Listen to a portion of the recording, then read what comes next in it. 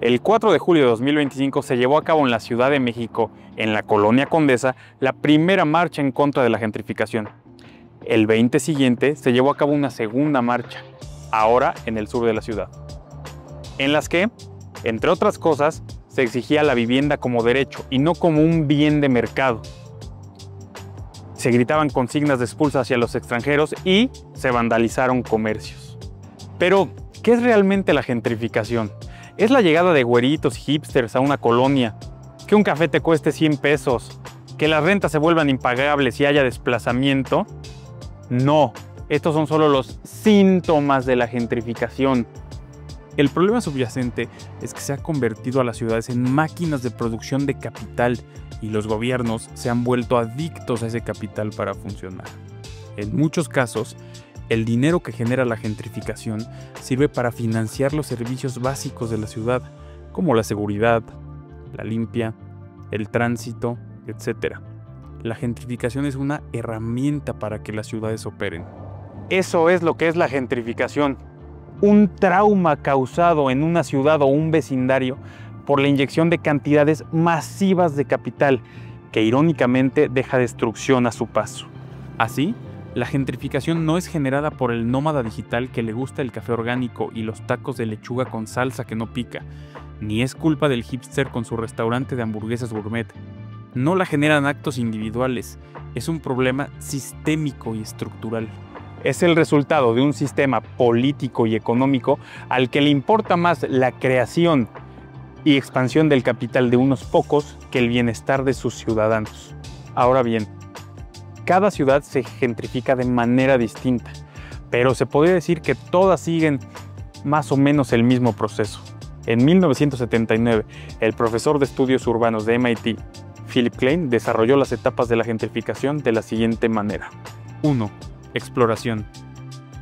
Primero, unos pocos gentrificadores pioneros, como artistas, activistas o estudiantes, sin apoyo gubernamental o institucional, llegan a un barrio barato o deteriorado, atraídos por lo económico y culturalmente diverso del lugar, y comienzan a renovar sus viviendas.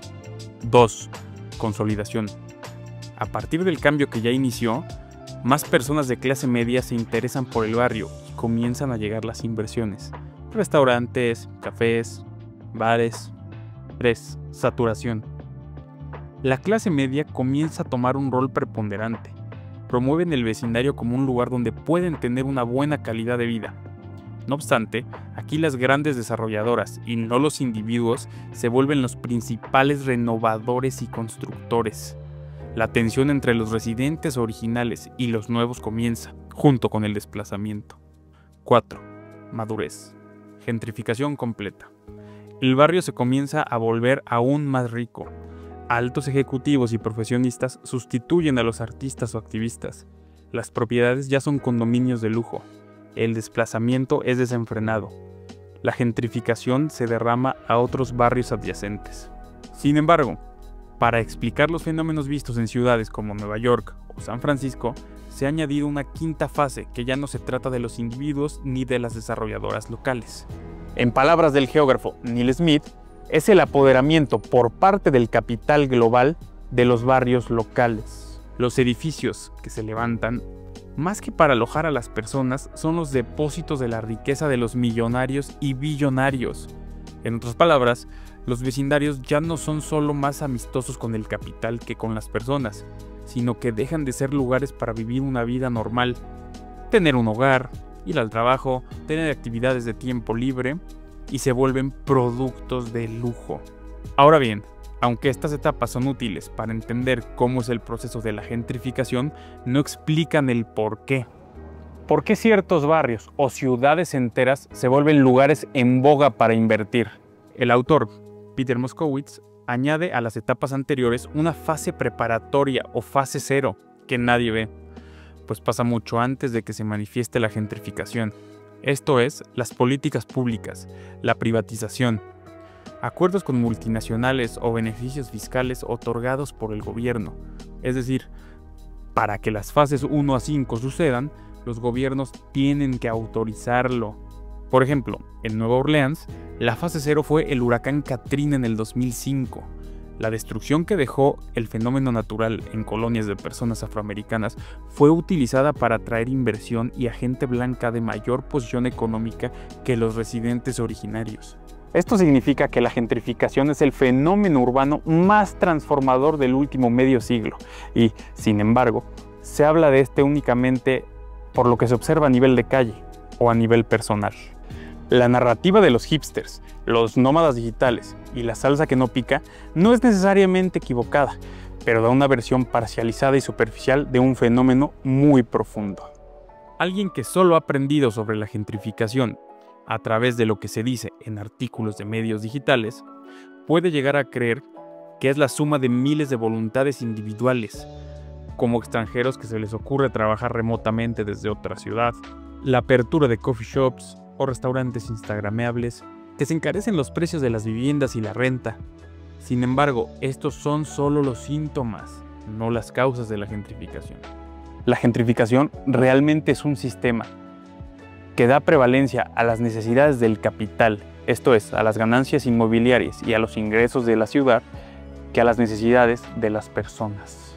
La realidad es que hablamos de la gentrificación de una forma interpersonal porque así es como la vivimos en el día a día.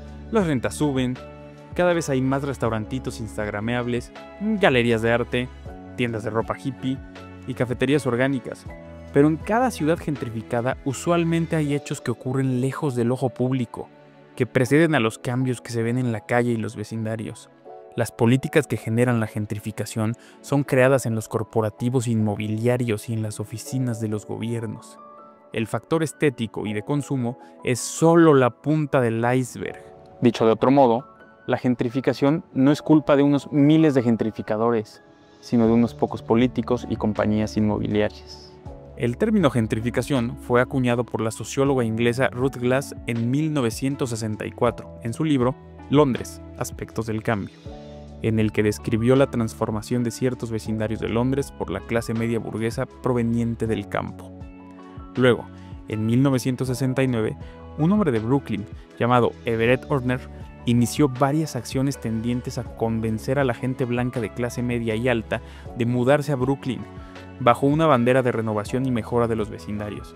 Sin embargo, aunque quisieran desviar la atención de las grandes fuerzas detrás de la gentrificación con discursos bien intencionados, se descubrió que el propósito de esta campaña era incrementar las ganancias de las firmas inmobiliarias de Brooklyn y su compañía de gas. En su viaje desde la jerga académica al uso popular, el término gentrificación ha estado en un estira y afloja. En la prensa popular, la gentrificación se ve como la suma de miles de factores individuales. Los hipsters, los nómadas digitales, que llegan a un lugar y un vecindario de clase media baja y cambian su identidad y generan problemas para los pobladores originarios. Sin embargo, como ya vimos, el fenómeno es mucho más profundo que eso. En su nivel más profundo, la gentrificación es la reorientación del propósito de las ciudades, de ser espacios que proveían seguridad, trabajo y vivienda a los estratos sociales, a ser espacios de concentración del capital para los ricos. En otras palabras, es la forma urbana de un nuevo tipo de capitalismo. En 1979, a Neil Smith se le ocurrió la teoría más influyente sobre la gentrificación, la brecha de alquiler o diferencial de renta. Esto es, la gentrificación es un proceso impulsado por la diferencia entre el valor actual de una propiedad en una zona urbana degradada y el valor potencial que podría alcanzar en poco tiempo tras la reinversión. Comprar barato y vender o rentar caro. Así de fácil. Acumulación y reproducción del capital. Economía de libre mercado.